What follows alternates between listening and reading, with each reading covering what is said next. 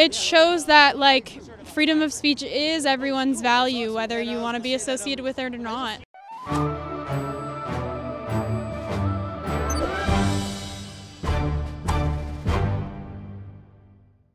I'm standing across the street from Wilfred Laurier University. As you can see, folks, this is the Canadian Veterans Memorial. It depicts those brave soldiers that died in the battlefield, preserving the freedoms and rights that we cherish today in Canada, freedoms and rights that are under attack at universities such as Wilfred Laurier University. What brings you out today? The two media people are just with the pink armbands with the white polka dots. So they're the ones that will talk to you. Oh, they're the only ones that talk? Okay, then. Thank you. And what does it mean for your community to be here and the support that you've seen, the turnout? I mean, it's quite a lot, I think. Yeah, it's really important to us, I think, as trans and non-binary folks to have an opportunity to feel like our voices are being heard and to have so many people come out in solidarity with us who agree that the transphobia at the center of this issue has been covered over and been missed in a lot of the previous reporting, as well as in the media, the institution's responses to this issue. It's great to have folks be coming out in solidarity with us, and it means a great deal to our community for sure. Could you define transphobia, by the way? Sorry, no comment. Did you hear any of Lindsay's speech and her kind of message to the LGBT community? No, unfortunately, we've been doing quite a bit of media, and so haven't been able to hear. Yes. Awesome. Well, thank you. That's all I need. I really appreciate it. Okay, thank you. Do you support Lindsay Shepherd? Oh my God. No comment. We were told by the person with the Transpeople sticker there that the pink armband people are the spokespeople, so...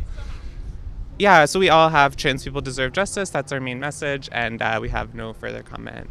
So just to understand what your protest is about, you're protesting free speech? No comment. No comment. But you are the spokes... but you're the one that sent me over here, I just didn't realize. Didn't realize?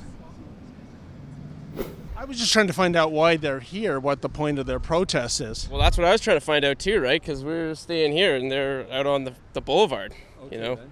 So then we just came outside and we were just like, hey, well, we'll just have a couple beers, see what unfolds, see how this plays out. So guys, what brings you out to this protest? Well, you know, we're really worried about the state of free speech right now. Yeah. We think it's pretty disgusting the fact that a university that claims to foster openness is able to shut down their very own TA just for speaking freely on campus. And showing just a debate. She showed both sides. It was a neutral debate. Yeah. And it was broadcast by TVO, a government broadcast. Well, wasn't that the factor in that inquisition Lindsay Shepherd went through? It seemed to be that her cardinal sin is she played a clip without commenting. In other words, treating students like you like adults to come to your own conclusions. She didn't condemn this person, which one of the professors compared to Hitler. I mean, I think that's outrageous. Well, let's be honest, it's an age of outrage right now. What do you make of this group here? I guess they're transsexuals and supporters of transsexuals. They won't talk to us, but what is their ostensible point in being here? That they're against free speech? Well, it's good they're here. They're exercising the right to freely criticize us, which we also believe in. So it's good they're here. They can. So that's ironic that they're using freedom of speech to condemn freedom of speech. Yeah, they can criticize it all they want. They're supporting our point. They can criticize free speech, and the kind of government they want wouldn't support free speech and their right to protest. So I find it ironic. It's a travesty, but it's not. I don't think it's surprising in the slightest. Like, for anybody who's been following developments in North American university and college campuses, this is just the norm. I mean, this is just, people are finding this out now, but it's nothing new, really. I don't think anyone here is actually against anyone trans or anything. It's just their narrow-minded view, how they perceive what free speech might lead to or what it might do, and that's just their own small way of perceiving it how they choose. Is really astounding after hearing the audio clips, just how they treated her. I mean, they were she was crying. I mean, they could have relaxed their approach at that point, but it seemed like they went even harder on her once that sort of was made clear. You know what? I think that's a very profound point. I mean, these are the so-called anti-bully activists. And to me, listen to the audio tape, maybe I'm wrong, but I'll tell you what it sounded like to me. I agree with you. It sounded like they were getting almost excited. They were really enjoying the fact that they were bullying 3-1 this young lady to the point of tears. And to me, I just find that completely inappropriate and almost perverse. I agree. That's absolutely appalling. And for faculty to treat people like that is just, I've never heard of that ever. Lived here my entire life. I mean, it's just, that's why I'm here. I think it shows that the university is scared of one thing, and that's that the students will come to a conclusion that they don't like. If the university thought that their ideas were really, the strongest, then I think the university would allow this to happen because they know that the students would come to the proper conclusions. I think the fact that they condemned this and said that Lindsay should be handing students their opinions on a silver platter really speaks to the idea that they're worried that their opinions aren't the right ones. You take things for granted. The things you are granted, that's very well done. So, sir, what brings you out to this rally? Well, it's basically about free speech. I believe that any speech is free speech, and I stand for anyone that is being oppressed because they weren't able to speak their own mind, and I think that's wrong. So it's Cosmo and I on Monday night, we had a phone call, and we thought we got to do something about this. And we decided we got to go out and we got to show our support, and we got to say that students want change, that students want a free speech policy to be enacted on campus in accordance to the Chicago principles. So we invited the other guys, Alex and Eric, to help us out. We assembled this rally. We're very happy with what happened with the turnout, the amount of people who came out to support us. And we really hope that Wilfred Laurier University, as well as other campuses across Canada and the world, actually. Yeah, it doesn't surprise me, man. The Liberals hide everywhere and they just gang up, 3-on-1, they never have a fair fight. So, yeah, that's just my take on it. But it was smart of her to secretly record her superiors, I gotta say. 100%. I think this is one of the biggest takeaways from this incident is if you're going to face this kind of, kangaroo court session, have a video and or audio recording device. Otherwise, it's a he said, she said thing, isn't it? Yeah, that's the thing. They want it secretly done so nobody knows about it.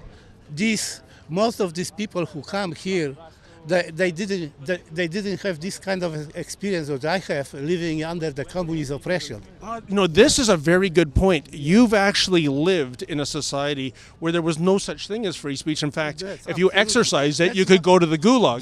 That's why I lost everything and I left the country. I escaped this country to freedom, to the beautiful country like Canada.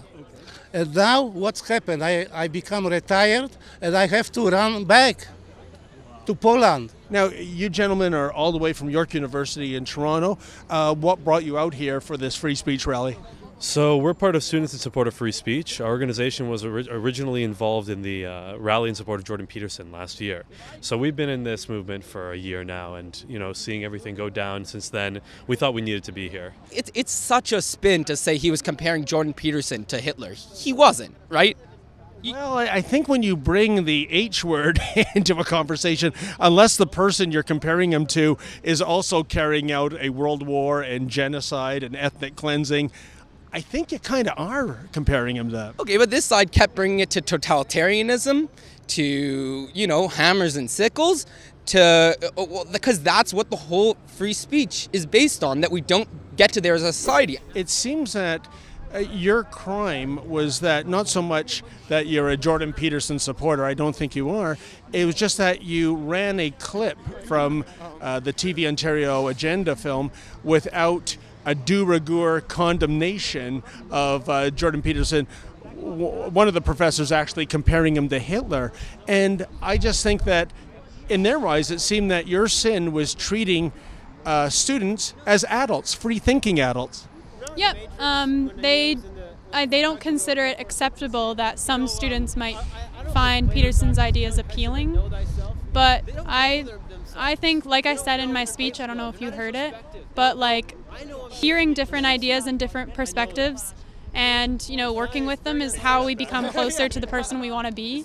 And so if you're shielded from things, how are you going to reach your maximum potential of who you want to be? It took several days, but the administration has apologized. I think it's a bit of a mealy-mouthed apology.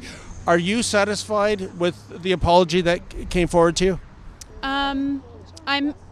I appreciate their apology, but it was quite lackluster, and unfortunately a little bit insincere and also attempted to distract from the main point, which is also what I said in my speech, is that by focusing on me apparently needing more mentorship and guidance as a TA, well, that's not the problem. The problem is that you're not letting people come to their own conclusions.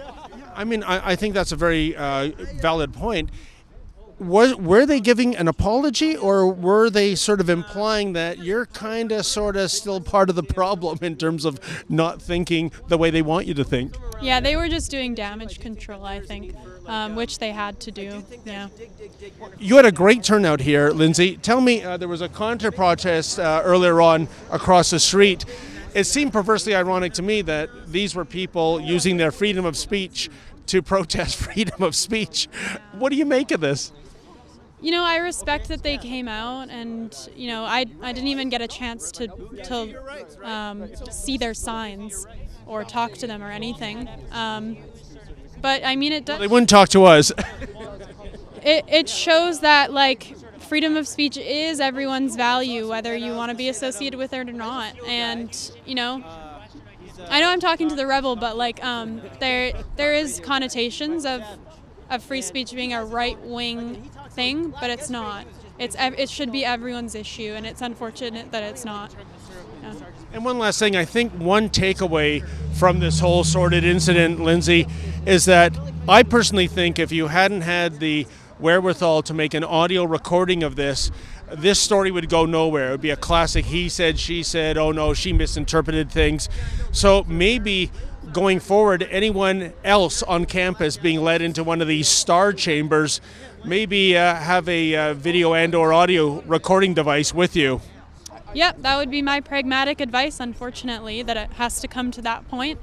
But I'm glad that my audio was released. I was skeptical to release it at first because it is a risk, but people were outraged, and some people emailed me and said it even made them cry and tear up.